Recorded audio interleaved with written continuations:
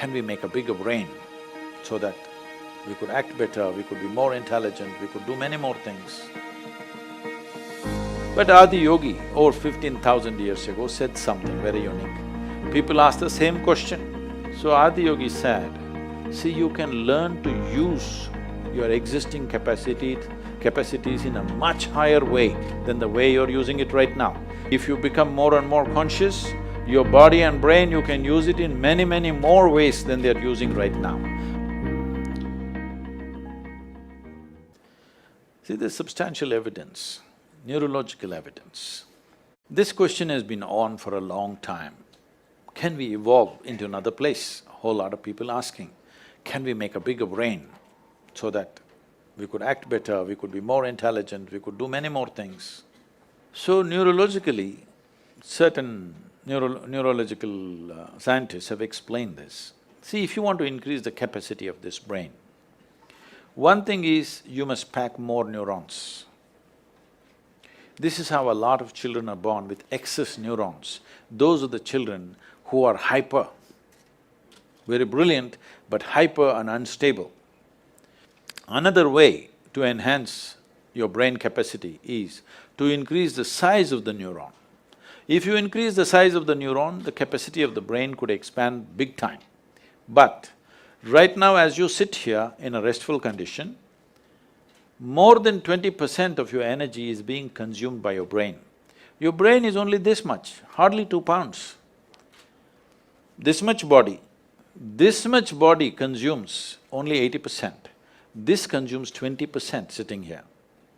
If you increase the size of the neuron, the kind of energy that it will demand, the body cannot sustain. So this is what the neurological assessment is. But Adi Yogi, over 15,000 years ago, said something very unique. People ask the same question. So Adi Yogi said, see, you can learn to use your existing capacities in a much higher way than the way you're using it right now. If you become more and more conscious, your body and brain, you can use it in many, many more ways than they're using right now. But if you have to physically or physiologically evolve, then the way the planetary systems are, some change needs to happen in the solar system, because solar system is like a potter's wheel. It has spun this and it has reached its peak. How we know it's reached its peak is, if you know something about the geometry of the solar system, you know the diameter of the moon and the distance between the earth and the moon is 108 times, and the diameter of the sun, you know those things. So, if you look at the human system, there are 114 junction points or chakras as they're called.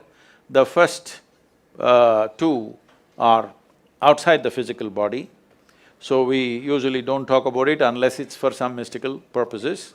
So 112, out of that 112, 4 of them, you cannot do anything about them. If you take care of the 108, the remaining 4 operate by themselves, they have an intelligence of their own. We cannot do anything about it. So 108 is what is available to you. Seeing this, he says, see, 108 is already available to you. So the geometry of the solar system is like this. Unless some structural change happens in the solar system, you cannot evolve physiologically any further. But your ability to use the same thing in better and better ways is always available to you.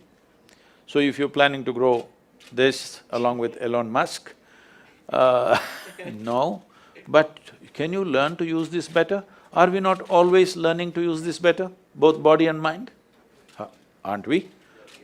Some people, of course, downgrade themselves as time goes by, some people are upgrading themselves, isn't it? It's possible if you're willing.